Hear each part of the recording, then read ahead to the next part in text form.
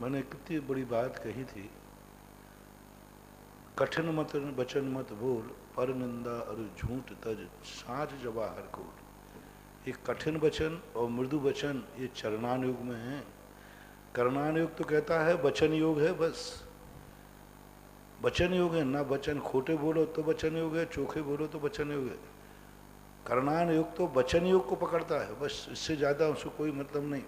फिर चरणान योग कहता है कि नहीं, वचन है लेकिन कठिन मत बोलो, मृदु बोलो।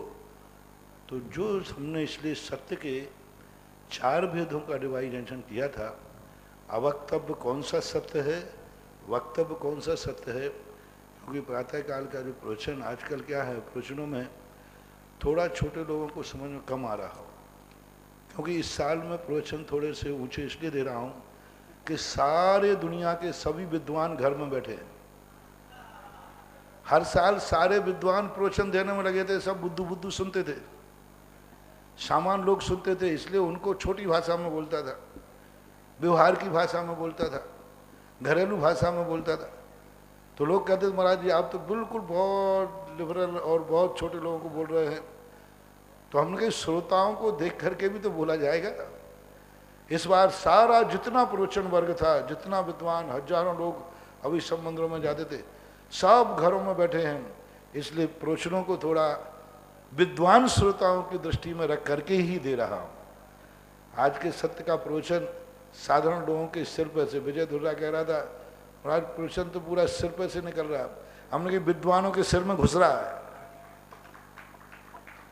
तो विद्वानों के लिए हम एक थोड़ा मटेरियल दे रहे हैं, जो बुद्धिमान लोग हैं उनको दे रहे हैं कि जो सत्य वचन बोलने में आ रहा है, इससे भी आगे बहुत बड़ा ये सत्य वचन तो कारण का कारण है, कारण का कारण है, कारण समय सार भी नहीं है।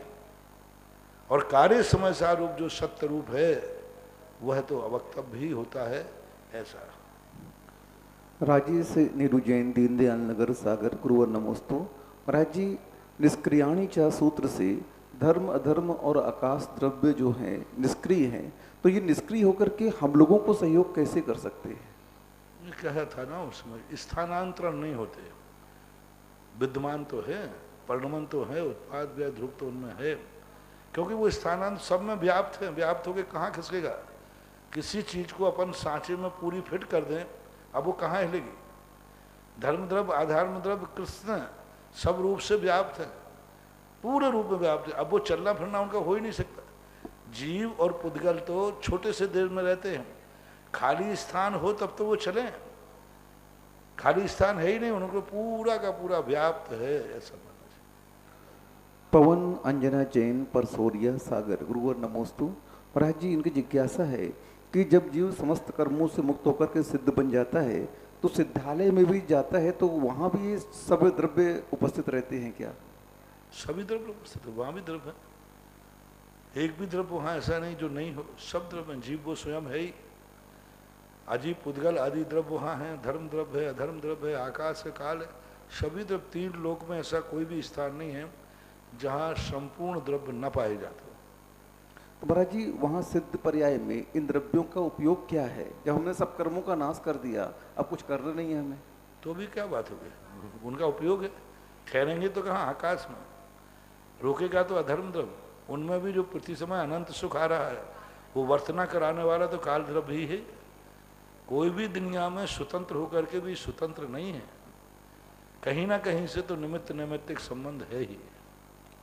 रंजिता जैन, पाया बुढ़ार, गुरुवर नमोस्तु। महाराज जी, इनकी जिज्ञासा है, आज सुबह आपने प्रवचन में कहा कि पर्यायार्थिक नय, द्रव्यार्थिक नय भी पर्याय को विषय बनाता है। तो महाराज जी, द्रव्यार्थिक नय द्रव्य को विषय बनाता है, ऐसी परिभाषा हमने पढ़ी थी आलाप पद्धति में, और पर्यायार्थिक नय पर्याय को विषय बनाता है। तो ये किस विवक्षा से आपने ये? ध्रुव पर्याय, हमने कहा ध्रुव पर्याय एक अंश को विषय बनाता। निश्चय नए द्रव्यार्थिक नए नई है ना, वो पूर्ण को विषय कैसे बनाएगा? एक अंश को ही तो विषय बना रहा है। वो शुद्ध तत्व को विषय बना रहा है, परम पारणामिक को विषय बना रहा है। जो परम पारणामिक भाव सत्यंश रूप में बैठा है, त्रिकाली शुद्ध रूप में बैठा है, जिसमें पर्याय करने की योग्यता है, वो इतना अंतर है दोनों में। व्यवहार नए व्यक्त पर्याय को विषय बनाता है और निश्चय नए शक्ति रूप पर्याय को विषय बनाता है। जो पर्याय अभी परिणमन नहीं की है उस अंश को विषय बना रहा है।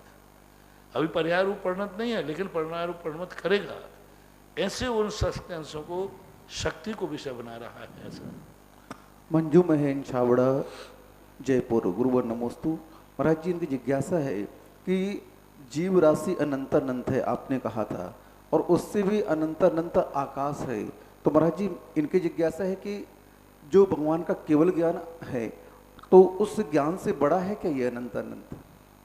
नहीं, बराबर है। ज्ञान जितना है उतना ही वो है, और बल्कि ज्ञान बहुत बड़ा है। ऐसे अनंतानंत के और आ जाए तो उसको जानने की शक्ति है, लेकिन शास्त्रों में यही कहा, आदा नान पमानम नानम ने पमानम नेयम लोया लोयम तम्मा नानम तु शब्दम। नानम ने प्रमाणम, ज्ञेय प्रमाण ज्ञान है। इस पूज्यवर कुंद की गाथा से तो ये निश्चित हो गया कि आकाश भी ये ज्ञेय है। तो ज्ञेय नानम ज्ञेय प्रमाणम, ज्ञेय जितने हैं उतने तो ज्ञान है। ज्ञेय बढ़ जाएगी तो ज्ञान बढ़ जाएगा। ज्ञान जब ज्ञेय ही नहीं है तो ज्ञान इससे अधिक है, हम कैसे कहें?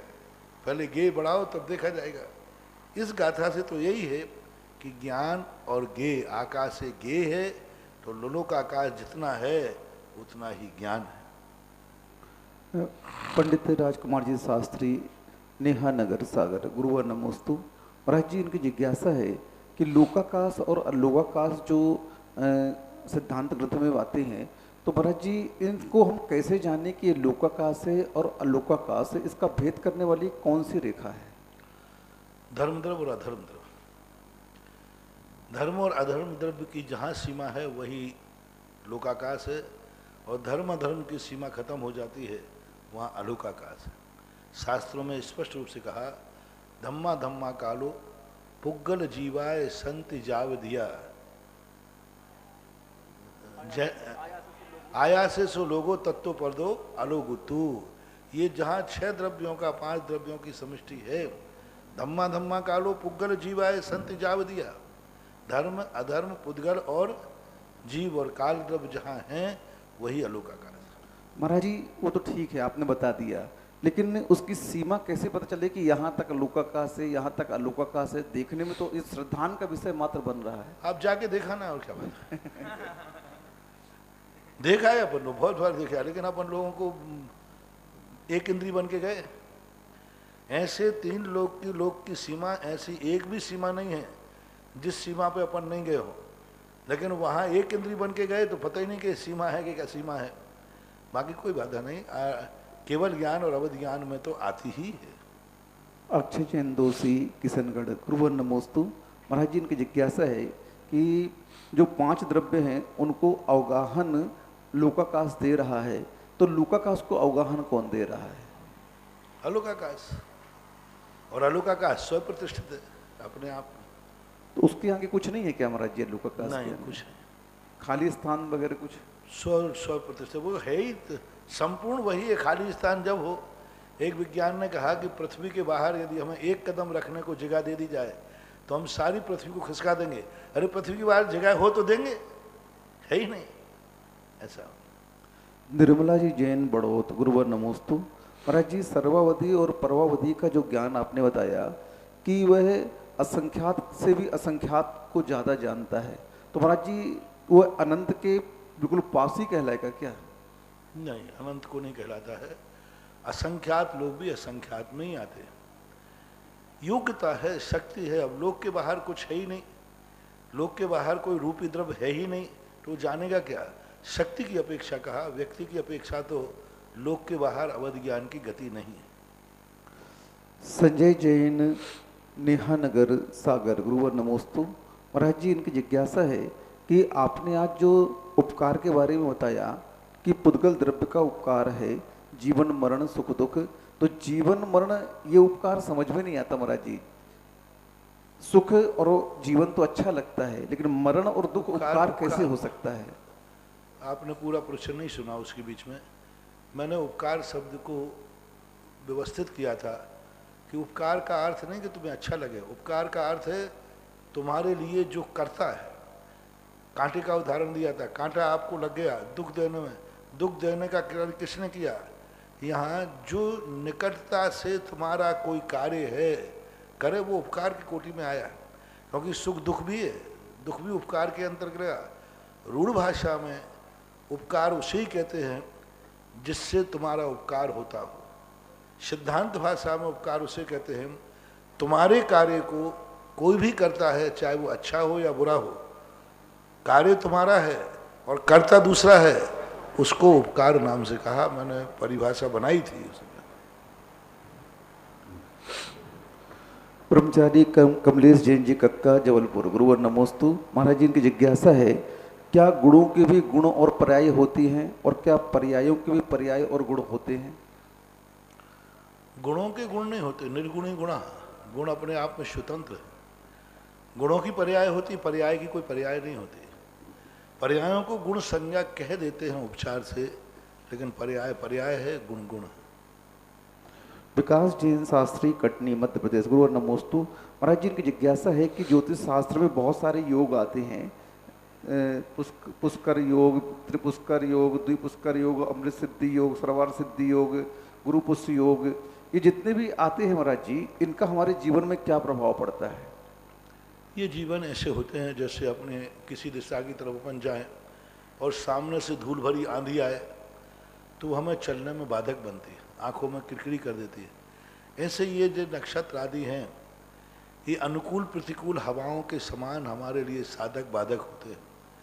मूल रूप से तो हमें ही चलना है, लेकिन यदि सामने वाले की तेज आंधी आ जाए तो वो आंधी हमारे लिए चलने में बाधक बन सकती है। तो ये सारे ग्रह आदि जो हैं सहयोगी हैं, क्योंकि कोई भी कार्य जो है ये कारण से नहीं होता। तेल है, बाती है, माचिस है, दीपक है, लेकिन तेज हवा चल रही है। अब देखना, दीपक जलेगा घी से, दीपक जलेगा बाती से, दीपक रुकेगा दीपक के आधार पर, सब कुछ सही है, लेकिन हवा की तेज बौछार आ गई, पानी की बौछार आ गई। अब वो हवा जो दीपक है उसका उपादान लड़खड़ा रहा। तो ये योग आदि जो हैं हमें थोड़े हवा के तूफानों से बचाते हैं। ये चिमनी का काम करते हैं, ये हाथ का काम करते हैं, ये दीपक जलने में कोई कार्य नहीं करते। लेकिन जीव, आज मैंने कहा ना, कुछ द्रव्य कुछ वस्तुएं ऐसी हैं दुनिया में जो तुम्हारे किसी काम की नहीं है, लेकिन तुम्हारे कार्य में विघ्न डाल सकते। हवा तुम्हारे लिए सहयोग नहीं देगी, पानी की बौछार सहयोग नहीं देगी दीपक जलने में, लेकिन दीपक बुझाने में कार्य बन सकता है। एक बार एक नेता ने कहा, बोले महाराज जैनियों से मैंने कि जैनियों से आप क्यों नहीं डरते, उनको उनके कार्य। बोले जैनियों के क्या कर लेंगे, ये जैनी वोट नहीं देंगे तो हमें क्या फर्क पड़ता है, कितने से तो जैनी है। मैंने कि ध्यान रखना, सुन ले रे नेता, जैनी किसी को जिता नहीं सकता लेकिन हरा सकता है। जिताया तो नहीं सकता है, तुम्हें कम बोलिए, क्योंकि हर जैनी के 100 लोगों से संबंध होते हैं। जैनी व्यापारी है और व्यापार जैनी से संबंध रखते हैं। वो पूछे सेठ जी किसको वोट देना है, तो जैनी का वोट तो भली कम है, लेकिन जैनी यदि तुम्हारे पीछे पड़ जाए तो हार सकते हो। एक गांव में ऐसा नियम है, 15 जैनी घर है, 15-20 घर, लेकिन उस घर में कोई भी सरपंच जीतता ना घर में, बस जैन समाज जिस पक्ष में हो जाए वो जीत जाएगा, और घर 15 है। मैंने पता किया कि ऐसा क्यों, 15 घर हैं, बाकी और कम से कम 2-2.5-3 हजार घर है। 15 घरों पर सरपंच का चुनाव लड़ा जाता है। मैंने जब देखा उसको, तो जो 15 घर के जैनी हैं, पूरा गांव उनकी साहूकारी है। किसी को बीज देता है, किसी को पैसा देता है, किसी की पर दुकान है, किसी को उधार देता है, किसी कपड़े की दुकान है। अब ये सब होने से पूरे के पूरे गांव 15 लोगों से जुड़े हैं। अब 15 लोग यदि अपने आप में हो जाएं विरोध में, तो साहूकार की बात दुनिया मानता है। तो ये भी अपना एक है, तो जैनी जिता नहीं सकता, हरा सकता है, ध्यान रखें। ऐसे ही कुछ वस्तुएं ऐसी होती हैं कि जो साधक नहीं तो बाधक तो बन ही सकते हैं। अक्षय जैन मेडिकल कॉलेज जबलपुर, गुरुवर नमोस्तु। महाराज जी ये बच्चा कह रहा है कि हम कोई भी एग्ज़ाम होते तो आपके आशीर्वाद लेकर के हम उसको देते थे, और इस बार 13 सितंबर को मेरा नीट का एग्ज़ाम है और मैं आ नहीं पा रहा हूँ कोरोना कारण, तो आप यहीं से मुझे आशीर्वाद दे दें। आशीर्वाद। नेमीचंद पिराका, सूरत, गुजरात। गुरुवर नमोस्तु। महाराज जी, इनकी जिज्ञासा है कि इस कोरोना काल में हम अपने परिवार को, अपने व्यापार को, अपने समाज को कैसे सुरक्षित रखें? बता चुका हूँ बार बार, कितना तो बचा रहा हूँ। हर 2-4 दिन सबसे ज़्यादा मैं बोल रहा हूँ इसमें।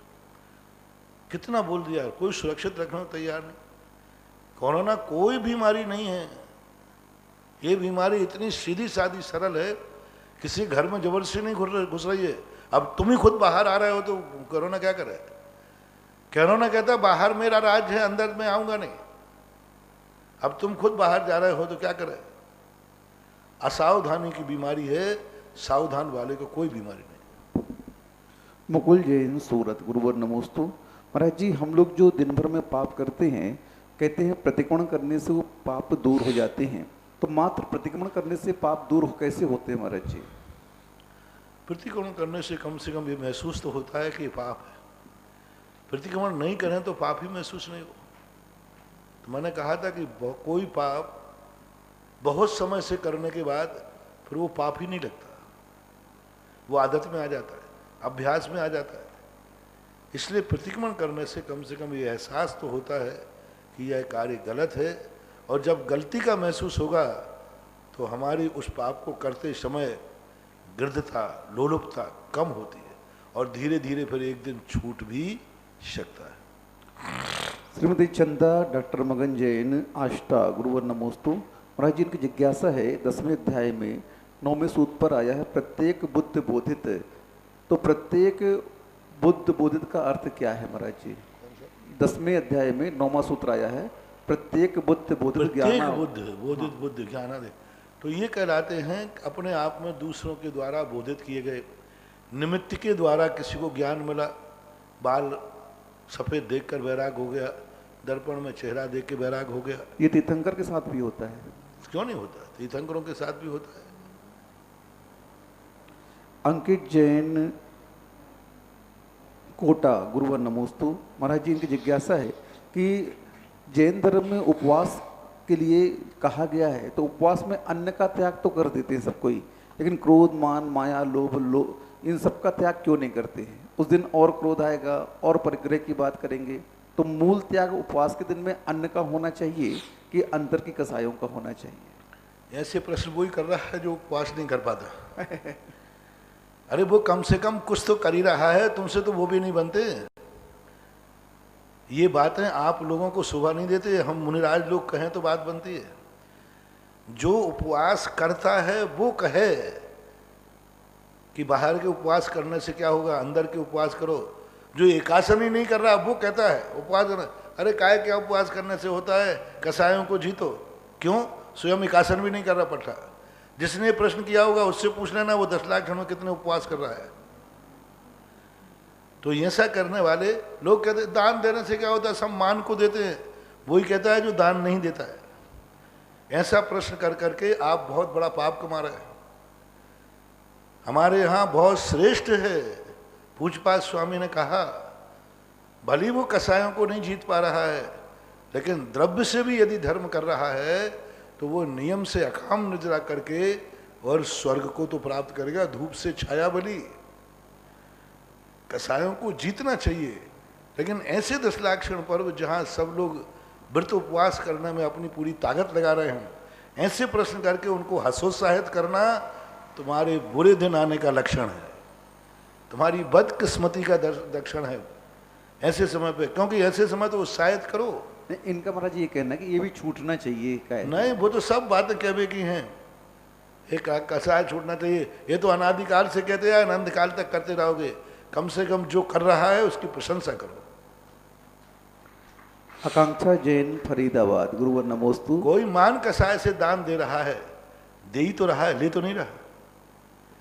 मान से दे रहा ठीक है, नाम के लिए दे रहा है, नाम के लिए दे रहा है, नाम के लिए कुछ भी दे रहा है, दे ही तो रहा है, ले तो नहीं रहा। अरे कोई बिना भाव से कर रहा है, उपवास कर ही तो रहा है, खा तो नहीं रात में। उपवास बिना भाव के कर रहा है, ठीक है, उपवास ही तो कर रहा है, और कुछ नहीं हो रहा, 2 टाइम की रोटी तो बचा रहा है।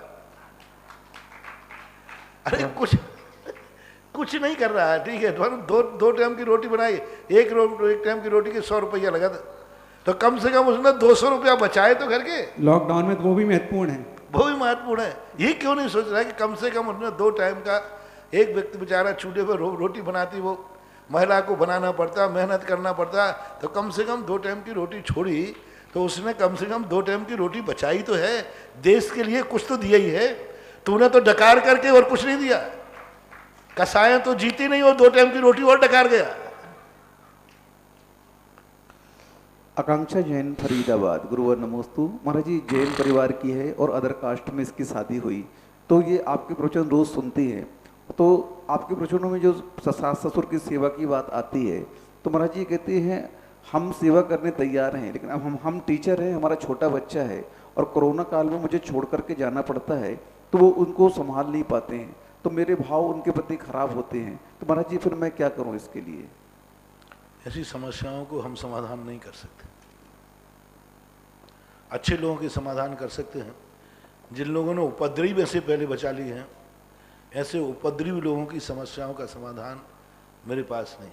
आपने ऐसी शादी करने के पहले सोचना चाहिए था ये बात कि कल के दिन ये समस्या आएगी तो क्या करेंगे। उस समय तो तुमने सोचा नहीं।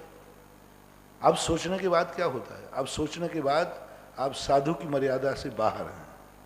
परम पूज्य आचार्य गुरुदेव श्री विद्यासागर जी महाराज के परम आज्ञानुवर्ती शिष्य निर्यापक श्रवण मुनि पुंगव श्री सुधासागर जी महाराज के मुखारविंद से देश विदेश में अपने घरों पर टीवी के समक्ष जिनवाणी चैनल, सुधा कला चैनल के माध्यम से अपनी जिज्ञासाओं का समाधान पाकर के कृतकृत हो रहे हैं, उन सभी भक्तों की ओर से परम पूज्य गुरुवर के चरणों में त्रैवार नमोस्तु नमोस्तु नमोस्तु।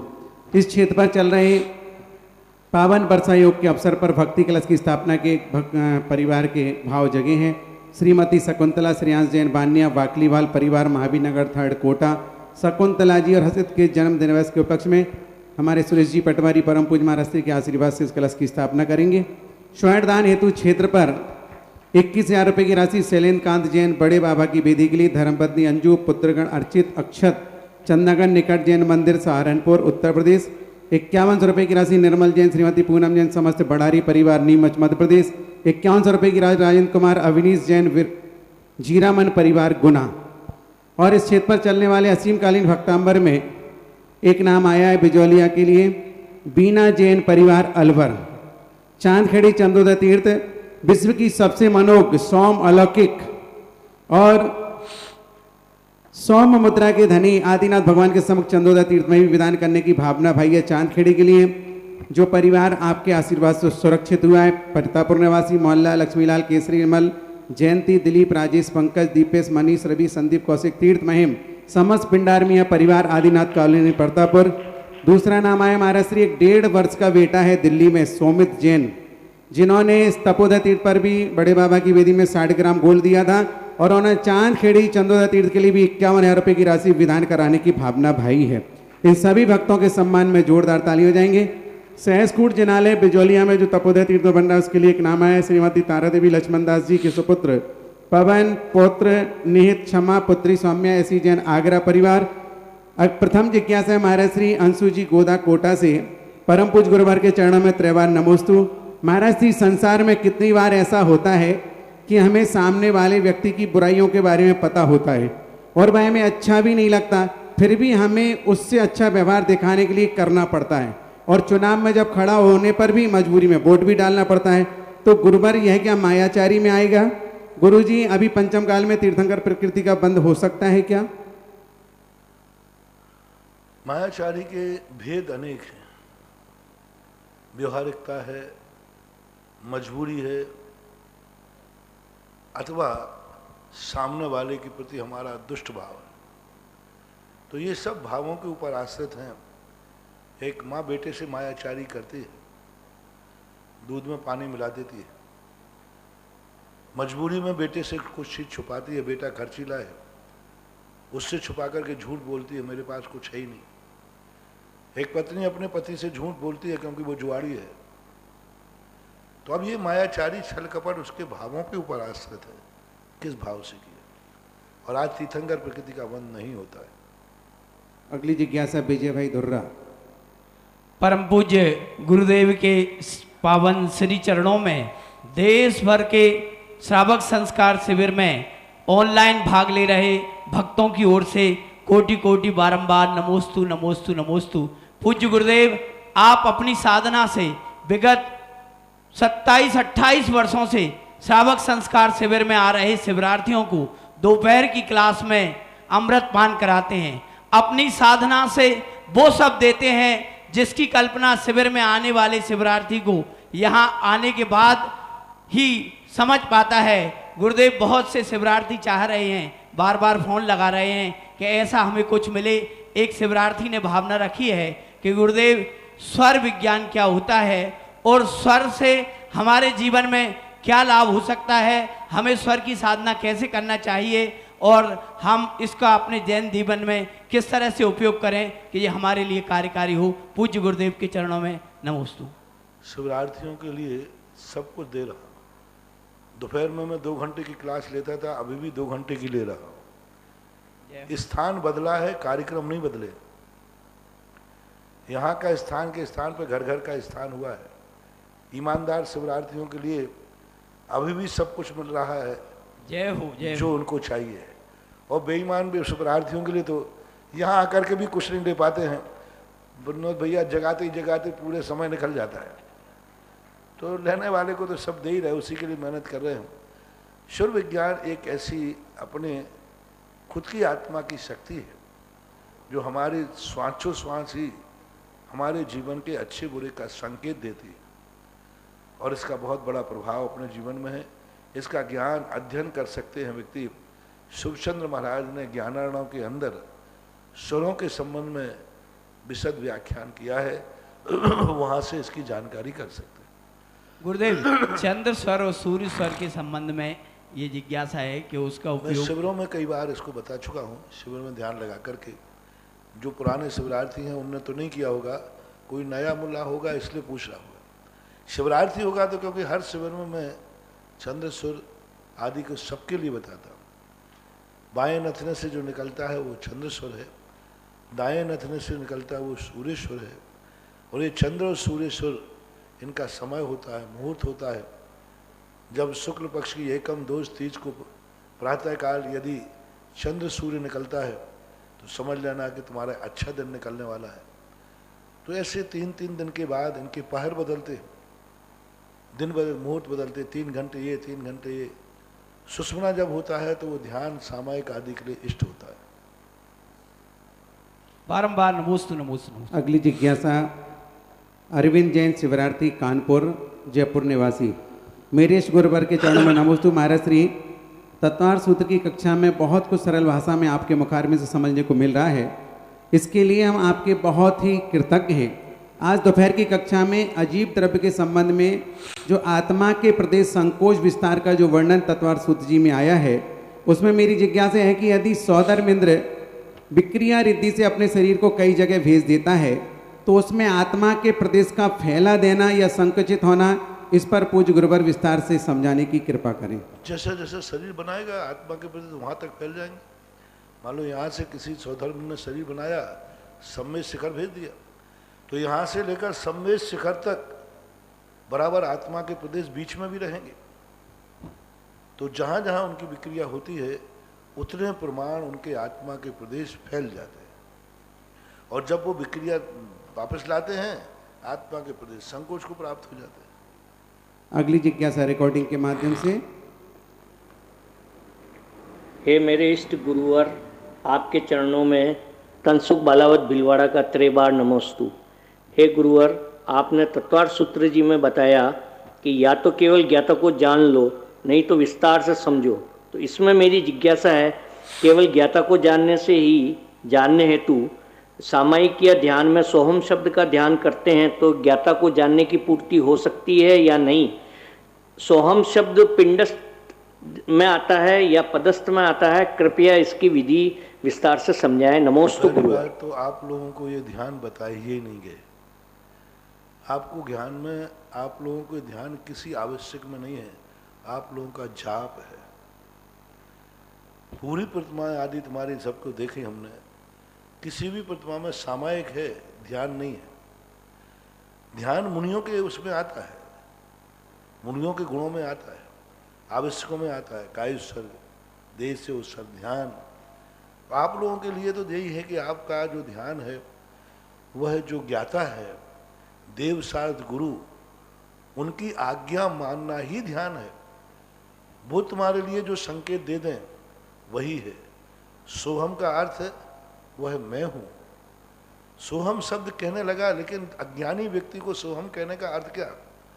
सर्वनाम का प्रयोग जब किया जाता है जब पहले कोई नाम हो।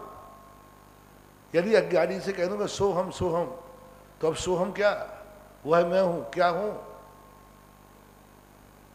कहां से ये सोहम शब्द चल गया? मैंने तो किसी आगम में नहीं देखा, किसी शास्त्र में नहीं सुना कि सोहम होता है।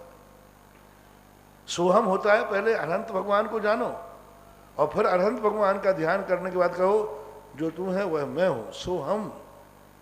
अनंत का ज्ञान कराया नहीं, अकेला बात करो सोहम सोहम, वह मैं हूं, वह मैं हूं। क्या हूं मैं? बताओ क्या हूं? तो सा शब्द कहते ही हमारे ज्ञान में आना चाहिए अनंत भगवान, ज्ञान में आना चाहिए आचार्य परमेष्टि, उपाध्याय परमेष्टि, साधु परमेष्टि। वो जब ध्यान ज्ञान हो और फिर कहेंगे सोहम, वह मैं हूं। आज यही तो सब ध्यान के, सब कुछ ध्यान सिखा रहे हैं, लेकिन ये नहीं समझ में आ रहा है कि ध्यान की सामग्री जिसको हम ध्यान सिखा रहे हैं वो ध्यान की सामग्री तो है कि नहीं। अब उससे उठ के कहते हैं ध्यान करो, बोलो सोहम सोहम सोहम। वो कह रहा सोहम, तोता कहता पढ़ो राम राम राम, और राम ने उंगली दे दी तो कह रहे राम। विषय को नहीं समझ पा रहे। पूज्यपाद सुखचंद्र महाराज ने जब ध्यान की बात कराई, पहले उनका स्वरूप बताया और स्वरूप से पूरा परिचय कराया, फिर उसके बाद कहा जो इनका स्वरूप है यही स्वरूप आप अपने में लाओ। जो अरहंत को जानेगा वही सोहम कहने का अधिकारी है, और जो अरहंत को नहीं जानता है वो सोहम पागलपन है। अगली जिज्ञासा है अनिल जी पटवारी बिजौलिया, पूज्य गुरुदेव के चरणों में नमोस्तु। महाराज श्री जब प्रतिक्रमण करते हैं तो उसमें मनुष्य गति के 14 लाख और देव गति के 4 लाख योनि हैं। मेरा प्रश्न है कि मनुष्य 14 लाख कौन कौन से हैं, कृपया समाधान करें। ये कुल और जातें, ये योनि स्थान जीव के उत्पन्न होने की वैरायटियां हैं। इतने प्रकार की योनि होती है। अब आज की डॉक्टर की भाषा में हम ये कह सकते हैं इतने प्रकार के डिंब होते हैं, इतने प्रकार के डिम्बों में जीव जन्म ले सकता है। एक डॉक्टर लोग कहते हैं ना कि शरीर में अंदर माता के घरों में जो डिंब होते हैं, जो डिम्ब तो बहुत बनते हैं, पूरे हमेशा बनते रहते हैं, लेकिन कुछ ऐसे होते हैं जो उसकी योग्यता रखते हैं। तो जैसे अपन कहते हैं भाई गेहूं कितने प्रकार की खेती में होगा, इस प्रकार की मिट्टी में गेहूं हो सकता है, इस प्रकार की मिट्टी में गेहूं हो सकता है, इस प्रकार की मिट्टी में गेहूं नहीं होगा, यहाँ सरसों होगा, यहाँ चने हो गए, यहाँ एप्पल नहीं लग सकता, यहाँ की मिट्टी ठीक नहीं है, कितनी पानी दो, एप्पल काश्मीर की मिट्टी में होगा। तो जिस प्रकार के ये वनस्पतियों के क्षेत्र होते हैं ऐसे ही माँ का गर्भ होता है। माँ के घर में जो जिस रज को, जिसे आपकी भाषा में रज बोलते हैं, वह रज 14 लाख प्रकार का रज है जिसमें जीव उत्पन्न हो सकते हैं। यानी रज के जो हैं वैरायटी बहुत है। जितनी स्त्रियां हैं उनके सबके रज अलग हैं। उनमें 14 प्रकार के जो रज है, 14 लाख प्रकार का जो डिंब है, वही ही संतान उत्पत्ति करने के योग्य है। सरल भाषा में, और जैसे खून की वैरायटी होती है, जैसे आपके खून हो ना, खून ए बी खून होता है ना, खून की जो खून तो सबका लाल है, ग्रुप खून तो सबका लाल है, लेकिन इनके ग्रुप में ये ई बी ग्रुप है, ये बी ग्रुप है। ऐसे ये 14 लाख जो हैं माता के अंदर जो रज के डिम्ब हैं, जिनमें संतान को उत्पन्न करने की ताकत है, उनकी संख्या है 14 लाख। ये अकेले भारत की नहीं है, विदेश क्षेत्र भी आएंगे, भोग भूमियाँ भी आएंगे, विजयार्थ पर्वत भी आएंगे। सारे 2.5 लीग में 29 अंक प्रमाण जो मनुष्य हैं, उनमें जो स्त्रियां होती हैं, उनके अंदर की परिणति की ये दशा है, ऐसा मानिए। अगली जिज्ञासा पुनः रिकॉर्डिंग के माध्यम से। परम उपकारी चैतन्य महाप्रभु के चरणों में मेरे और मेरे परिवार की ओर से कोटिशः नमस्तु। मैं नीलिशा जैन, दिल्ली से। गुरुवर, जिस तरह से हम ऑनलाइन से ही पूरे शिविर का सानंद लाभ उठा रहे हैं, ठीक उसी प्रकार गुरुवर एक और हमारे लिए कृपा कर दो कि हमें इसी ऑनलाइन प्रक्रिया से धूप खेने का भी सानिध्य आपके सहयोग से एवं आपके आशीर्वाद से प्राप्त हो जाए। गुरुवर नमोस्तु। अब धूप खेलने के संबंध में मैं सानिध्य कैसे दे सकता हूँ, कैसे करूँ? कल दोपहर में क्लास लगेगी महाराज, उसमें कर सकते हैं। कैसे करेंगे ये बताओ, कैसे कैसे समझ? क्लास के लास्ट में पर वो तो एक मंत्र बोल देंगे, यहाँ धूप रख देना, सब धूप खेलेंगे। उतना ही सानिध्य पर्याप्त है। हाँ तो सब लोग अपने अपने घरों में धूप रख लेना, ऐसा कर लो। सभी लोग अपने अपने घर में धूप रख लो और बैसांद यानी एक कटोरे में, एक थाली में कुछ अंगारे रख लेना। हम यहाँ से मंत्र बोलेंगे, आप लोग वहाँ से धूप खे देना, और क्या, यही हो सकता है और क्या जी। और ज़्यादा हो तो सुगंध दशमी की कथा होती है, और क्या। हाँ, क्योंकि मंदिर नहीं जा पा रहे, वंदना को नहीं जा पा रहे हैं, तो कल तत्वार सूत्र की क्लास के समय पर जी 5-7 मिनट के अंदर पहले छोड़ देंगे, तो आप लोग धूप के खाने का व्यवस्था आप लगा लो। धूप बाजार की मत रखना, 3 प्रकार की धूप बता देता हूँ तुम्हें। एक धूप तो आपके पास चंदन मिल जाए तो चंदन को चूरा कर लेना, चंदन नहीं मिले तो लौंग का चूरा कर लेना, लवंग का, और उसमें थोड़ा सा कपूर मिला देना और उसी को आप खे देना। और चंदन यदि आप घर पे अष्टांगी धूप बना सकें तो अभी 24 घंटे हैं, बना के तैयार कर लें। कल ठीक तत्वार सूत के बाद दोपहर में सुगंध दशमी के दिन धूप खेने का उपक्रम प्रश्न आया है तो करा देंगे। अभी तुमको ऊपर, क्योंकि इस कोरोना बीमारी में अभी तुम जो कहते जाओ वो मैं करता जाऊंगा, क्योंकि हमारे शास्त्रों में कहा है क्लिष्टेषु जीवेषु कृपा परंतु। इस समय आप बड़े कष्टों में हैं, भगवान से बहुत दूर हैं, इसलिए कृपा करता जाऊंगा।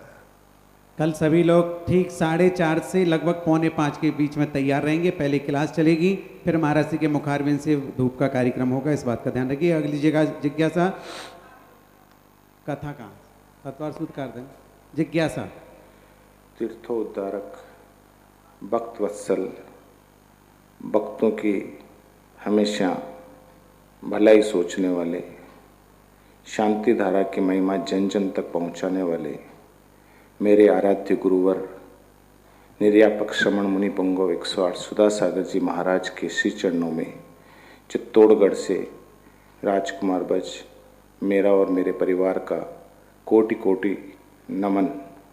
गुरुदेव, अभी जो वर्तमान स्थिति में आपने जो ऑनलाइन के माध्यम से 10 लक्षण पर्व मनाने का जो हमें अनुपम उपहार दिया है वो वंदनीय है। इस माध्यम से घर बैठे लोग अपनी पूजा विधान पूरी अच्छी तरह से करके आपके मंगल प्रवचन को सुनकर अपने जीवन को धन्य कर रहे हैं। इसके लिए मैं आपको समस्त चित्तौड़ और जैन समाज के ओर से कोटि कोटि नमन करता हूँ। गुरुदेव, मेरा प्रश्न यह है कि 2.5 दीप में 3.9 करोड़ मुनि महाराज क्यों होते हैं? ये कहाँ कहाँ रहते हैं और इनका आहार आदि की कहाँ व्यवस्था रहती है? कौन आहार करते हैं, कौन नहीं करते हैं? इस बारे में गुरुदेव मेरी शंका का समाधान ये पूरे कीजिए। 2.5 द्वीप के अंदर हैं। भरत क्षेत्र के भी आते हैं, ऐरावत क्षेत्र के भी आते हैं। मूल रूप से इनकी संख्या विदेह क्षेत्र में और ब्रजयात की गुफाओं में 160 विदेह क्षेत्र हैं।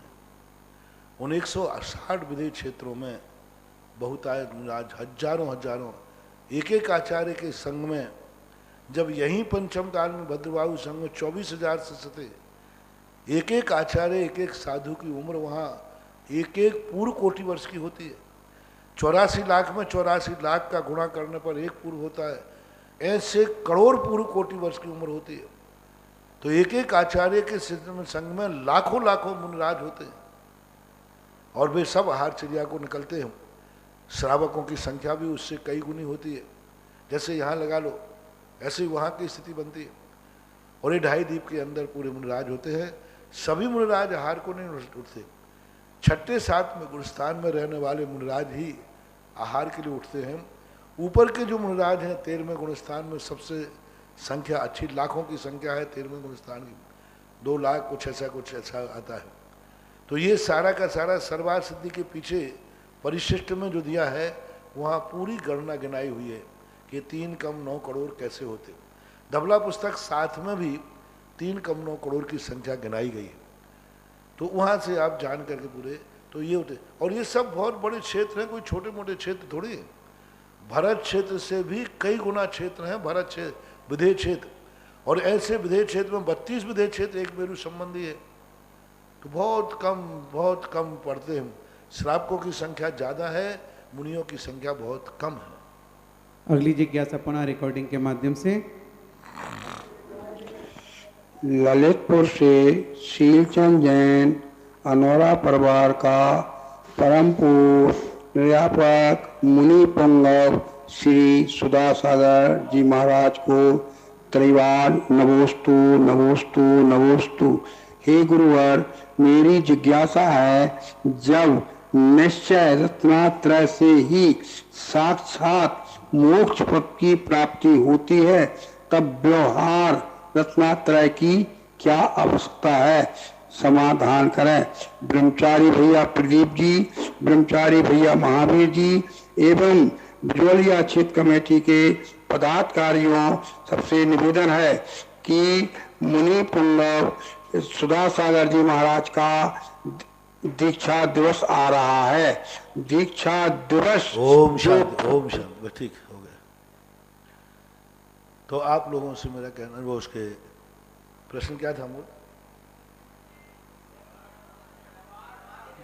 व्यवहार और निश्चय, हाँ, मोक्ष की बात। निश्चय मोक्ष मार्ग, रत्नत्रय जो है मोक्ष मार्ग का साधन है, साक्षात कारण है। स्टेशन से ही ट्रेन मिलती है सीधी, फिर स्टेशन तक काय को लीजिए, काय से जाते जाना मत। जब डायरेक्ट ट्रेन तो स्टेशन से ही मिलती है, पर स्टेशन तक क्यों जाते हो? जैसे व्यवहार रत्नत्रय निश्चय रत्न इसलिए है, स्टेशन से ट्रेन मिलती है और स्टेशन तक जाने के लिए ऑटो मिलता है या गाड़ी से जाना पड़ता है। तो स्टेशन तक जाने के लिए व्यवहार रत्नत्रय है और स्टेशन से जाने के लिए निश्चय रत्नत्रय है। अब दोनों में से कौन सा तुम्हें सही लग रहा है? स्टेशन जाए बिना क्या तुम ट्रेन में बैठ जाओगे? संभव। और स्टेशन अकेले पहुंच गए और ट्रेन में नहीं बैठे तो क्या शिखर जी पहुंच जाओगे? यही तो अंतर हो रहा है। एक व्यक्ति स्टेशन नहीं जाना चाहता, मैं डायरेक्ट ट्रेन से शिखर जी जाऊंगा, तो ट्रेन तुम्हारे घर में आने वाली नहीं है। दूसरा व्यक्ति स्टेशन तक तो चला जाता है लेकिन ट्रेन में नहीं बैठ पाता। तो घर से ट्रेन तक जाने का जो उपक्रम है वे व्यवहार रत्नत्रय कहलाते हैं, व्यवहारिकता कहलाती है। और उसके बाद जो डायरेक्ट रूप लिया जाता है वो निश्चय रत्नत्रय कहलाता है। चाहे व्यवहार मुनिराज हो चाहे कोई हो, व्यवहार की सारी क्रियाएं हमें उस सामग्री का संपादन करते हैं, उस सामग्री तक पहुंचाते हैं जहां से निश्चय रूपी रत्नत्रय प्राप्त होता है। अगली जिज्ञासा पुनः रिकॉर्डिंग के माध्यम से। नमोस्तु महाराज श्री। धूप दशमी के दिन जिस तरह मंदिर में धूप चढ़ाते हैं हम लोग, उस तरह से क्या हम लोग घर पे भी धूप चढ़ा सकते हैं? घर पे धूप चढ़ाने में कोई दोष तो नहीं लगेगा? अगली जिज्ञासा ले लो, हो गई वो तो धूप वाली। तो घर में चढ़ा सकते ना, महाराज जी का आज्ञा मिली गई ना अपन को। द्रव्य धूप धूप वो तो बोल ही दिया। हाँ हाँ, धूप चढ़ा सकते। कल मैंने इतना अच्छा बोल दिया, फिर पूछ रहे हो। आप लोग अपने घर में बैठ टीवी के सामने तैयार रखिए, आपको भगवान भी दिखाए जाएंगे और महाराज भी दिखाए जाएंगे। जय हो।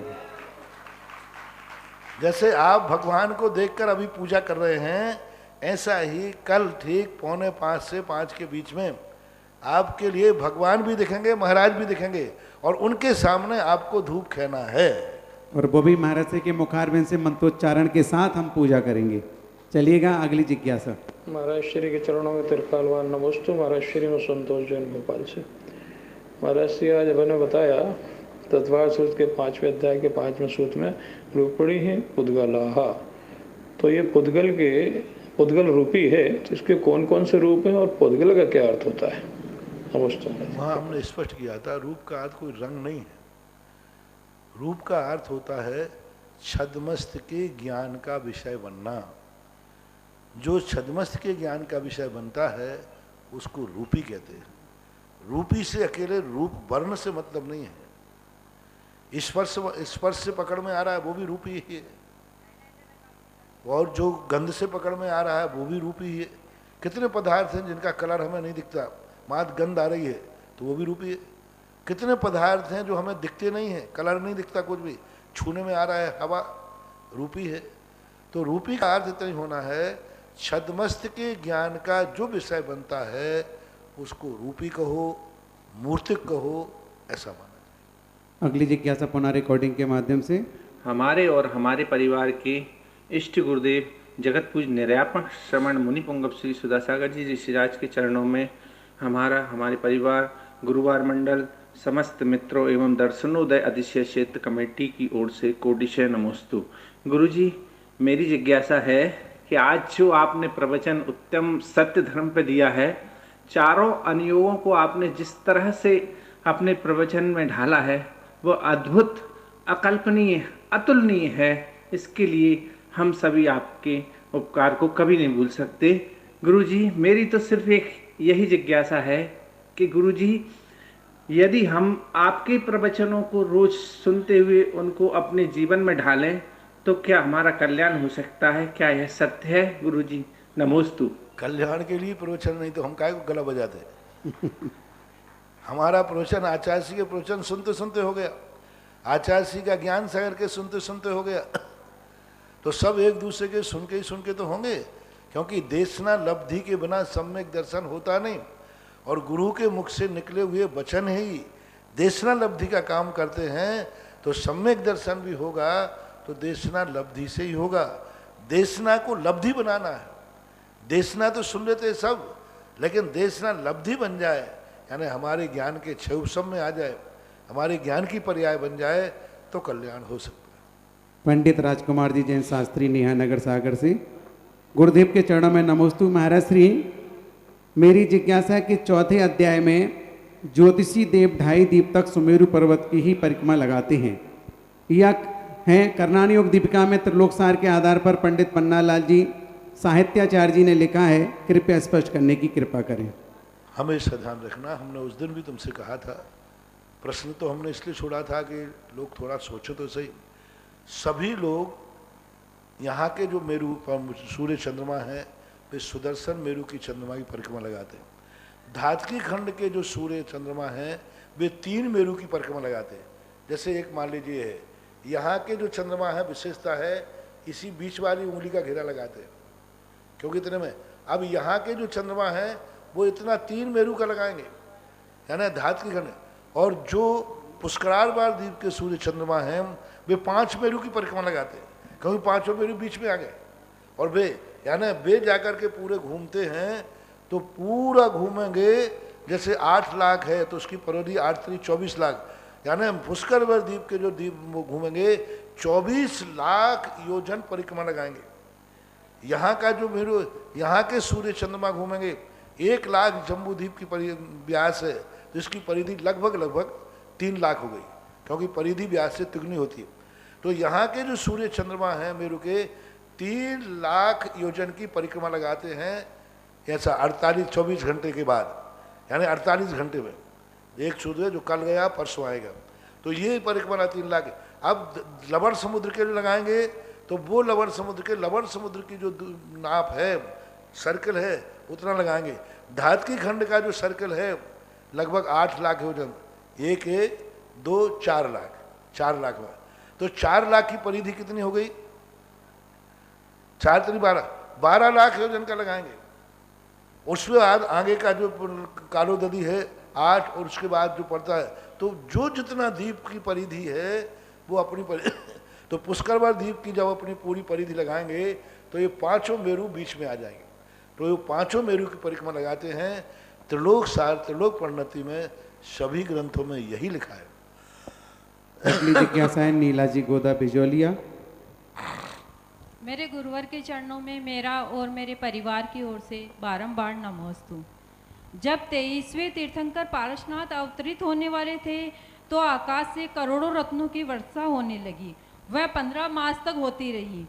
तो महाराज जी नगरवासी क्या समझे होंगे, और रत्नों की वर्षा हुई तो उनका क्या किया होगा? रत्नों की वर्षा होकर के सब अपने अपने घर उठा के ले गए। वहाँ रत्नों की इतनी कीमत भी नहीं होती थी ज़्यादा उस समय, क्योंकि इतने रत्न होते थे कि वो रत्नों के सबके पास सब उठा के ले जाते हैं, सब ले गए। नहीं तो और 15 वर्ष तक बराबर होती रही क्या? हाँ, तो 15 वर्ष बराबर। जनता कोई कम थी क्या?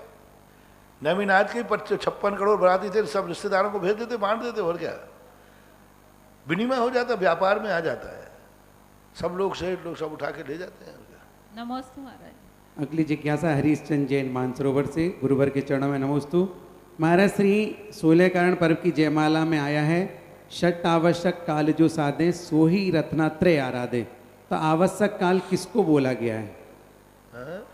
षट आवश्यक काल जो साधे सो ही रत्नात्रय आराधे। 16 कारण आवश्यक का जो है, जो 6 आवश्यक जो होते हैं ना, उनको समय से करता है। जिस आवश्यक का जो काल बताया उस समय की मर्यादा का उल्लंघन नहीं करता। जब चाहे पूजा कर लो, जब चाहे अभिषेक कर लो, जब चाहे सामायिक कर लो, जब चाहे स्वाद नहीं, जो जिस समय करने के योग्य है उसी समय करता है, समय को नहीं टालता है, उसकी बात कही। कोडरमा झुमरी तलैया से संजय जैन गंगवाल। गुरुदेव पूरे परिवार की ओर से नमोस्तु। गुरुदेव मेरी जिज्ञासा है कि अनंत चतुर्दशी का व्रत 14 साल लगातार किया हो तो इसके उद्यापन को कैसे करना चाहिए और इसमें क्या क्या विधि से कैसे करें? वो विधि उसी किताब में कथा के साथ लिखी रहती है। 14 वर्ष के बाद फिर उद्यापन के दिन फिर उपवास करके 14 वस्तुएं 14 प्रकार के दान आदि करके उस विधि में उसी पूजा के नीचे कथा के लिखा रहता है। से आलोक मोदी परिवार का बारंबार नमोस्तु। महाराज श्री मेरी जिज्ञासा ये है कि ऐसा कहा जाता है कि यदि छिपकली की पूंछ कट जाती है तो उस पूंछ के आत्म प्रदेश छिपकली के शरीर में ही समाहित हो जाते हैं, जीव में संकोच विस्तार गुण के कारण से। ऐसे ही यदि कोई मुनिराज हैं जो तपस्या में लीन हैं, जैसे सुकौशल मुनिराज, और श्यालिनी ने आकर के उनके किसी एक हाथ का भक्षण कर लिया तो उस एक हाथ के आत्म प्रदेश क्या उन मुनिराज के शरीर में ही समाहित हो जाएंगे? दूसरी चीज कि जब उनको केवल ज्ञान होगा और उनका गंधकुटी या किसी समौसरण आदि लगता है तो उस गंधकुटी में उनके दोनों हाथ रहेंगे या एक हाथ के ही आत्म प्रदेश रहेंगे? शरीर कैसा रहेगा? और जब उनको मोक्ष होगा तो सिद्ध अवस्था में उनके आत्म प्रदेश कैसे होंगे? एक हाथ वाले होंगे या दोनों हाथ वाले होंगे? कृपया जिज्ञासा का समाधान। उनके जो भक्षण कर लेते हैं तो जैसे शिवकुली के आत्म प्रदेश सिकुड़ जाते हैं, ऐसे ही मुनिराज का भी हाथ कर देंगे तो वो आत्मा के प्रदेश उस आत्मा में सिकुड़ जाएंगे। अब रही बात उनके पूरे सिकुड़ जाएंगे, जो जो अंग कटता जाएगा, जिन जिन मांस के लौंचा वो नोचेगी तो वो आत्मा के प्रदेश मांस में से निकल के आत्मा में सिकुड़ जाएंगे, छिपकुली जैसे ही होगा। अब रही हुए 13वें गुण स्थान में पहुंचने पर उनकी गंधकुटी नहीं लगती। उपसर्ग केवलियों के लिए ये अंतकृत केवली और उपसर्ग केवली कहलाते हैं। ये एक अंतर मुहूर्त में ही मोक्ष को प्राप्त हो जाते हैं। इनकी सारी आयु कर्म की उदीर्णा एक अंतर मुहूर्त को छोड़ करके 6ठे गुण स्थान में ही पूरी उदीर्णा खत्म हो जाती है और उनकी एक अंतर मुहूर्त की उम्र शेष बचती है, तब उनको केवल ज्ञान होता है। और उसके बाद उनके शरीर के अवयव 13वें गुण स्थान में जाते हैं तो जैसे हैं वैसे ही रह जाएंगे। उनको कोई गंधकुटी में तो बैठना नहीं। और केवल ज्ञान के बाद सिद्धों में तो कोई फर्क पड़ता नहीं, हाथ नहीं रहेंगे तो नहीं रहेंगे। अंतिम शरीर कहा है ना, जिस समय वो शरीर छोड़ते हैं उस समय जो शरीर होगा उसी आकार में आत्मा के प्रदेश रहेंगे। अब 13वें गुण स्थान में जब पहुंचने पर एक अंतर मुहूर्त का विश्राम जरूर होता है। अब वहां कोई अतिशय चमत्कार होता हो तो आगम में कोई उल्लेख नहीं मिला। आगम से तो यही है कि जब केवल मोक्ष होता है उस समय उनका जो भी जिस शरीर में आत्मा के प्रदेश हैं उससे किंचित न्यून होकर के वहाँ जाते हैं, ऐसा मानना चाहिए। और कोई फर्क भी नहीं पड़ता, आत्मा के शरीर का आकार कैसे ही हो, अनंत सुख पर कोई फर्क नहीं पड़ेगा। अगली जिज्ञासा पुनः रिकॉर्डिंग के माध्यम से। महाराज श्री जी को दक्ष का अमेरिका से बारंबार नमोस्तु। महाराज श्री जी, मेरी जिज्ञासा है कि देव लोग एक समय में कितनी विक्रिया करके एक जगह से दूसरी जगह जा सकते हैं? नंबर फिक्स्ड है या अनिश्चित है? नमोस्तु महाराज जी। सभी देवों की अलग अलग विक्रियाओं का प्रमाण दिया है। 10,000 की विक्रिया वाला अलग करेगा, भवनात्रक अलग करेंगे, बेमानिक अलग करेगा, सौधर्म अलग करेगा, हजारों लाखों करोड़ों विक्रियां कर सकते हैं। जिसके जितने प्रकार की शक्ति है, एक निश्चित नहीं है सबके कि इतनी ही विक्रिया करते हैं, लेकिन लाखों करोड़ों अरबों विक्रियाएं भी कर सकते हैं। ऐसे शक्तिशाली भी देव हैं, उस प्रकार की उनकी स्थितियां मिलती हैं। उनकी देवियां, जितने प्रकार की देवियां जिनकी होती हैं, उतनी विक्रियां तो वो करते ही हैं। उसके बाद वो मनमाने ढंग से नाना प्रकार की विक्रियां कर सकते हैं। तो सब देवों की कौन सा देव कितनी विक्रियां कर सकता है, ये भी आगम में त्रिलोक सार आदि में लिखा है। बता इसलिए नहीं सकते कि सबकी अलग अलग है। भवनात्रकों में असुर की अलग है, नाग कुमार की अलग है, सुपर्ण की अलग है, व्यंतर की अलग है, पहले स्वर्ग में भी सौधर्मिंद की अलग है, और अन्य देवों की अलग है, ईशान का अलग है। सब देवों की अलग अलग विक्रिया करने की संख्या शास्त्रों में है और अलग अलग ढंग से करते हैं। अंतिम जिज्ञासा एक और रिकॉर्डिंग के माध्यम से।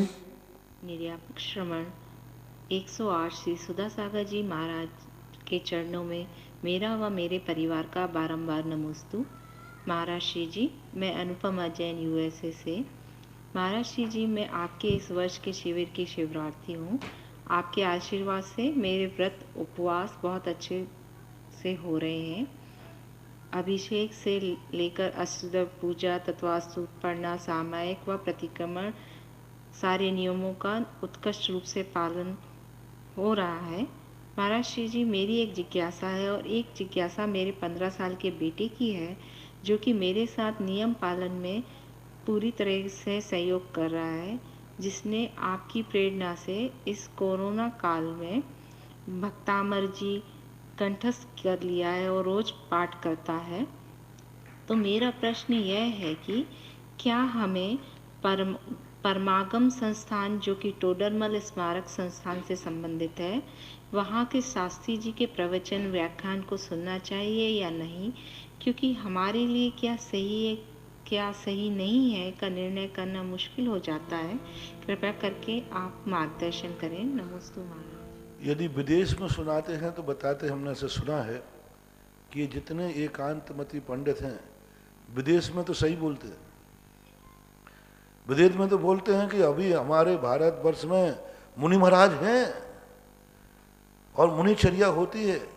हमने एक विदेशी से पूछा, बोले महाराज जी आप लोग इनको मुनि का विरोधी कहते, और वहाँ तो ये कहते हैं कि मुनि महाराज हैं, आज भी चलते फिरते सिद्ध हैं, आज भी सब हैं। विदेशों में जाके यहाँ आके अकड़ जाते हैं। तो यदि विदेशों में ठीक ठाक बोले तो ठीक है, हमें समझना पड़ेगा। यदि सीधी सी तुम्हें एक सैंपल दे देते हैं, यदि उनके प्रवचनों में 3 बातें आती हैं तो नहीं सुनना चाहिए। यदि वो कहें कि पंचम काल में मुनिराज नहीं होते हैं, तुरंत उसी समय उनको गद्दी से उतार देना या तुम सभा से बाहर चले जाना, तुरंत छोड़ देना। वो पंडित मिथ्या दृष्टि है, कुंद कुंद का विरोधी है, कुंद कुंद के साहित्य को मानने वाला कुंद कुंद द्रोही है, जिन धर्म श्रमण संस्कृति द्रोही है। बस एक शब्द कभी उनको देख लेना, एक पूछ लेना बार उनसे, क्या इस पंचम काल में भारतवर्ष में मुनि सच्चे मुनि हैं? वो कहते हैं तो प्रवचन सुन लेना, वो कहना नहीं है तो समझ लेना ये मिथ्या दृष्टि है, ये तुम्हें गलत मान दे। दूसरा का बात बतावे कि वह चतुर्थ गुण स्थान में चौथे गुण में शुद्ध उपयोग होता है, शुद्ध उपयोग होता है, तो समझ लेना कि ये तुम्हें गलत मार्ग पर ले जाएगा। तीसरी बात ये बतावे कि व्यवहार की क्रियाएं आदि ये सब मात बंद के ही कारण है, ये सब व्यर्थ है। ये सब उपवास करना, पूजा पाठ करना, ये सब व्यर्थ है। ये व्यवहार की क्रियाएं मात्र पुण्यबंध का ही कारण, मात्र निर्जरा का बिल्कुल भी कारण नहीं है। तो ऐसे पंडित का प्रवचन सुनने की चेष्टा मत करना। चौथा कारण है, क्या वह पंडित 10 लाख क्षण पर में भी अभिषेक पूजन करता है? पूछ लेना उससे, क्या आप इन 10 लाख क्षणों पर्वों में कम से कम प्रतिदिन भगवान का अभिषेक पूजन करते हैं? और पूछ लेना, क्या आपने अपनी जिंदगी में किसी मुनिराज को आहार दिया है? नमोस्तु नहीं। आपने अपनी जिंदगी में कभी किसी नवदा भक्ति पूर्वक आहार दिया है या देते हो? यदि दिया हो या देते हो तो प्रवचन सुन लेना, अन्यथा उसको निकाल देना या तुम निकल जाना। यही संक्षेप में तुम्हारे लिए निर्देश है। आरती के लिए तैयार रहेंगे आचार्य जिनकी हुई पटवारी परिवार, और दूसरी ओर से तेजमल जी, पवन कुमार, सुनील जी धानोपिया, जिनवाणी स्तुति। जावाणी के ज्ञान ते सूजे लोकालोक, शोवाणी मस्तके धरे सदा दीत हो। नौ बार नमस्कार।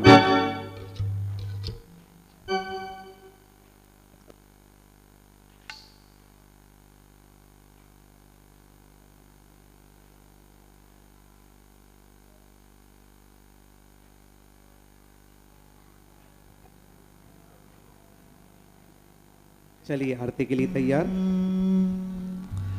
पारस में अरु संत में बड़ो अंतरो जान, बोलो हाँ कंचन करे ये करे आप समान। झिमी झिमी उड़े रे गुलाल चलो रे मंदरिया में, झिमी झिमी उड़े रे गुलाल चलो रे मंदरिया में, चलो रे मंदरिया में, चलो रे मंदरिया में, चलो रे मंदरिया में, चलो रे मंदरिया में। झिमी झिमी झिमी झिमी उड़े रे गुलाल चलो रे मंदरिया में।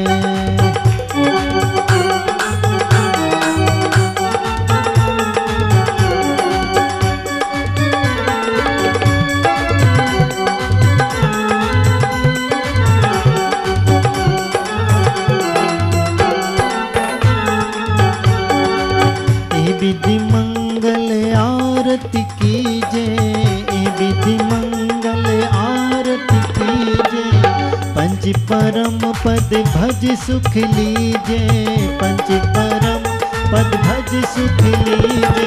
झिमी झिमी झिमी झिमी उड़ रे गुलाल चलो रे मंदरिया में, झिमी झिमी उड़ रे गुलाल चलो रे मंदरिया में।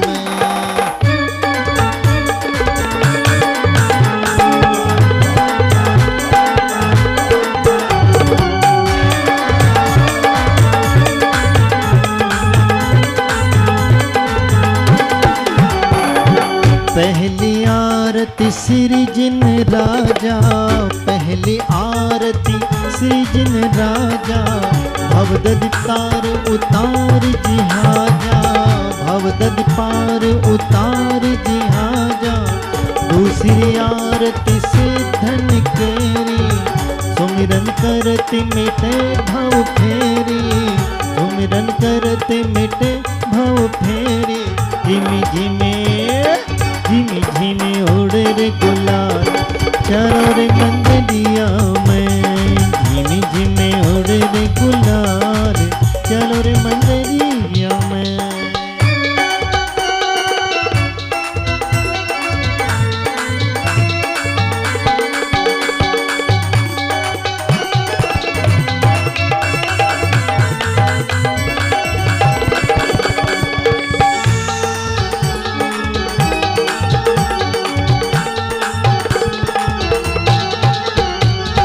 तीसरी आरती सूर्य मुनिंदा, तीसरी आरती सूर्य मुनिंदा, जन्म मरण दुख दूर करिंदा, जन्म मरण दुख दूर करिंदा।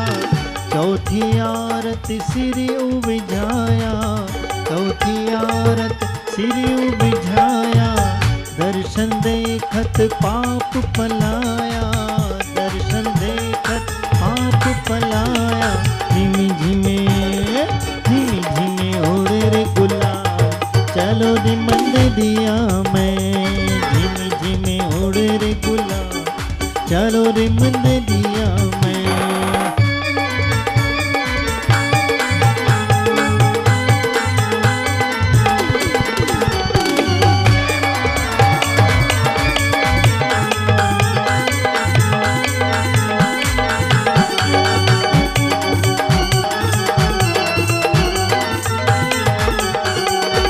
पाँचवीं आरत साधु तिहारे, पाँचवीं आरत साधु तिहारे। कुमति विनाशन शिव अधिकारे, कुमति विनाशन शिव अधिकारे। छठी आरत इन पाँचों की, छठी आरत इन पाँचों की। अतिशय क्षेत्र सिद्ध क्षेत्रों की, सच क्षेत्र सिद्ध क्षेत्रों की। झिमी झिमे उड़ रे गुलाल, चलो रे मंदिरिया में। झिमी झिमे उड़ रे गुलाल, चलो रे मंदिरिया में।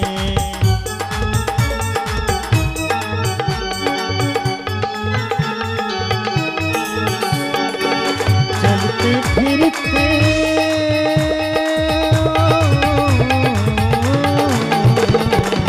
चलते फिरते तीर्थ आए हैं मुनिवर, मुनिवर आज मेरी कुटिया में आए हैं, मुनिवर आज मेरी कुटिया में आए हैं। सातवीं आरत सिर जिनवाणे, जानत स्वर्ग मुक्त सुख दाने।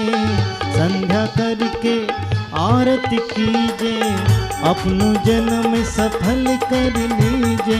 झिमी झिमी उड़ रे गुलाल, चलो रे मंदिरिया में। झिमी झिमी उड़ रे गुलाल, चलो रे मंदिरिया में।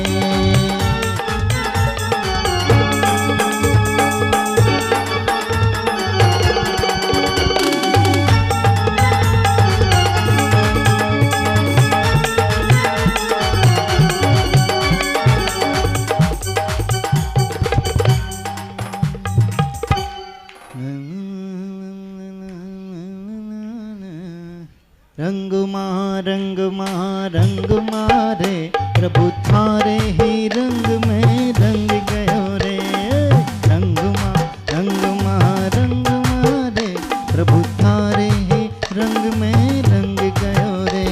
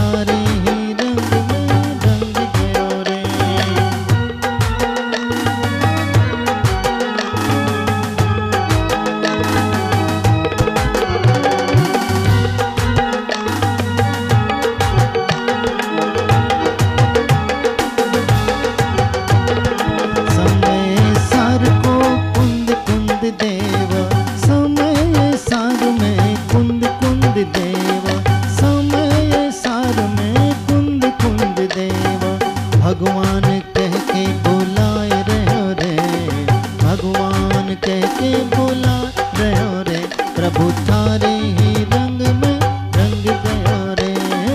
रंग मारे प्रभु थारे ही रंग में रंग गयो रे।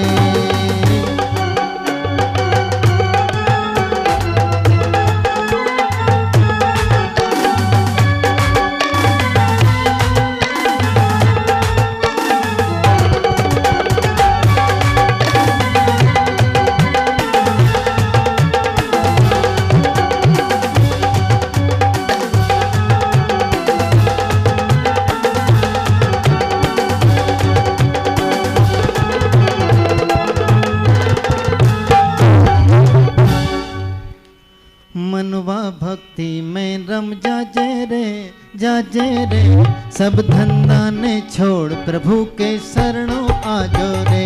हो मनवा भक्ति में रम जाजे रे, सब धंधा ने छोड़ प्रभु के शरणों आजो रे।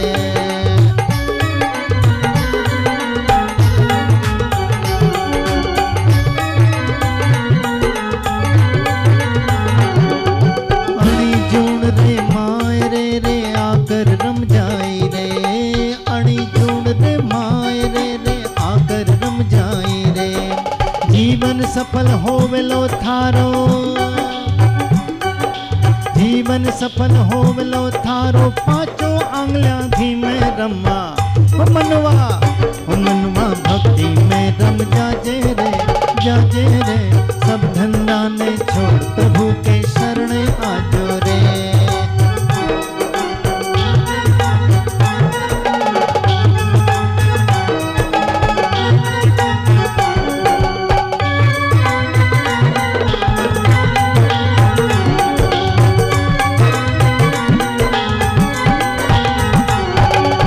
निस्वार्थ भावा से जो भी प्रभु ने सुमरो आयो, निस्वार्थ भावा से जो भी प्रभु ने भजतो आयो, पार उतर गयो भव सागर सू, भव सागर से पार उतर गो अजर अमर पद पाबो मनवा भक्ति में रम जाजे रे, सब धंधा ने छोड़ प्रभु के शरण आजो रे।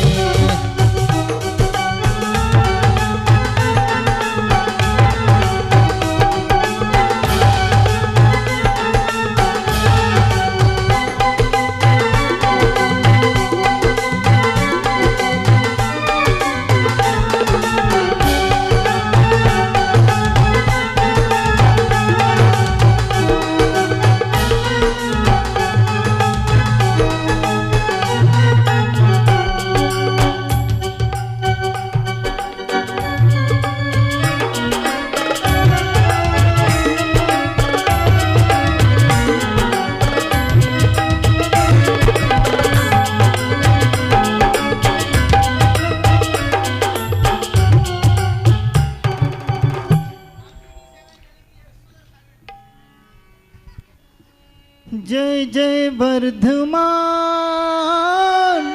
जय जय शक्तिमान, जय जय वर्धमान, जय जय शक्तिमान। धर्म है महान, कर्म है महान, हम है महान, कर्म है महान, लक्ष्य है महान, पर्व है महान। केसरिया हाथ ले, युवा शक्ति साथ ले, केसरिया हाथ ले, युवा शक्ति साथ ले। वीर जी की सेना चली, महावीर जी की सेना चली, सुधा सागर की सेना चली, वीर जी की सेना चली। एकता की राह में, अखंडता की चाह में, एकता की राह में, अखंडता की चाह में, जागरण की ज्योति जली, वीर जी की सेना चली, जागरण की ज्योति जली, वीर जी की सेना चली। जय जय वर्धमान,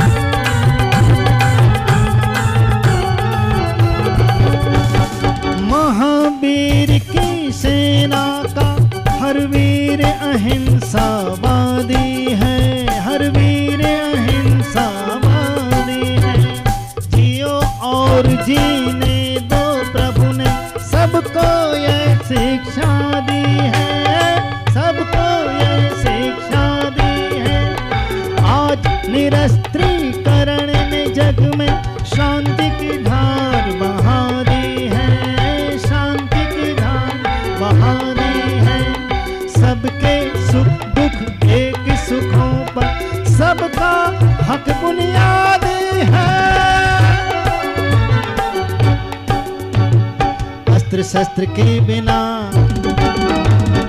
विश्व को झुका दिया,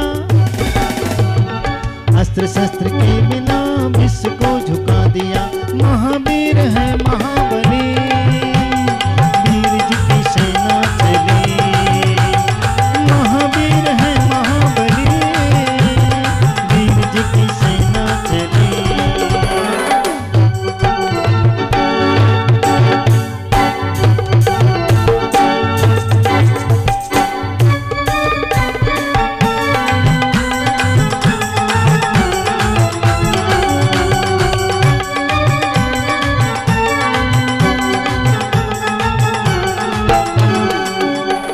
स्नेह मिलन का अब कोई अवसर अब हम नहीं गवाएंगे, अब हम नहीं गवाएंगे। सारे पर्व जयंती सबकी हम एक साथ मनाएंगे, हम एक साथ मनाएंगे। रिश्ते नाते जोड़ मधुर अपने संबंध बनाएंगे, अपने संबंध बनाएंगे। इस बगिया में अब कब केवल मिलाप के मौसम आएंगे। विश्व भर में शांति हो, शांति हेतु क्रांति हो, क्रांतियों की करगुल गली, वीर जी की सेना चली। भ्रांतियों की भूल कर गली, वीर जी की सेना चली।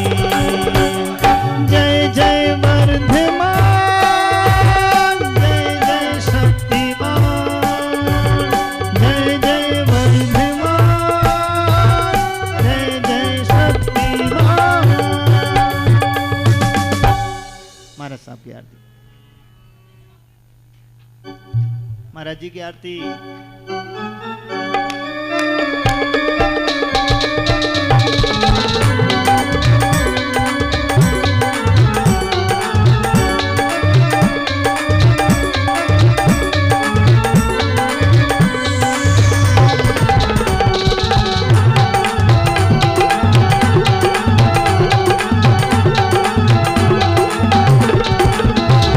सुधा सागर के गुण आगर के शुभ मंगल दीप सजाए के मैं आज उतारूं आरतियाँ।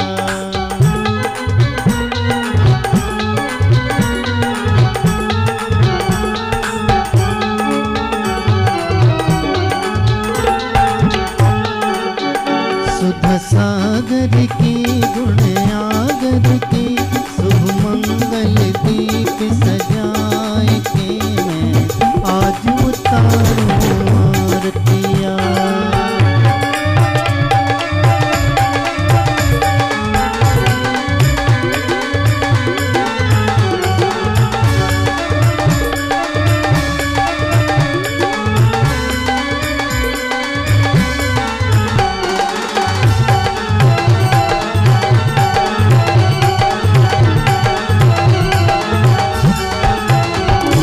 रूप श्री श्री शांति देव के गर्भ से मुनि आए, ईसर ग्राम में जन्म लिया है, सब जन मंगल गाए।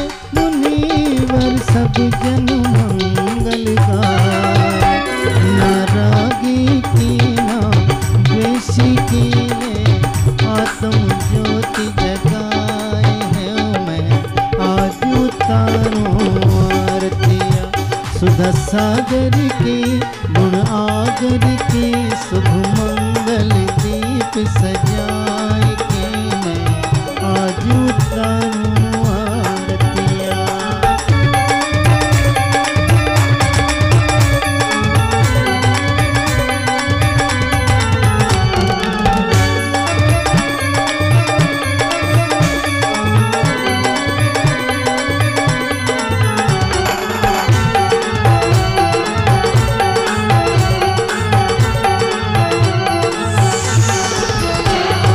गुरु पे वास व्रतों के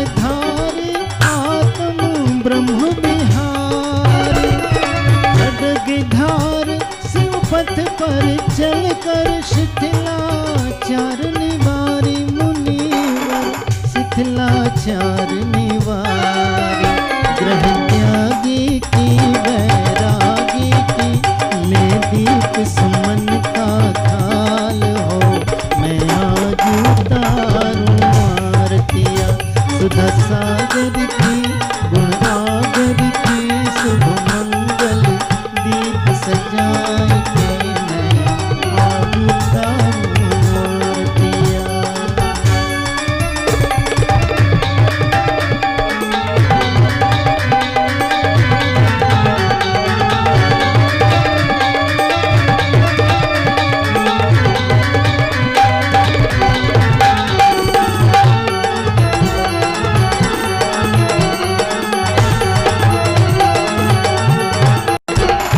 गुरुवरे आज नयन से लख कर अलौकिक सुख पाया भक्ति भाव से आरती करके भूला नहीं समाया मुनिवर में भूला नहीं समाया ऐसे ऋषिवर को ऐसे मुनिवर को कर वंदन बारंबार हो मैं आज उतारूं आरतिया सुधा सागर की गुण आगर की शुभ मंगल दीप सजाए आज उतारूं आरतिया।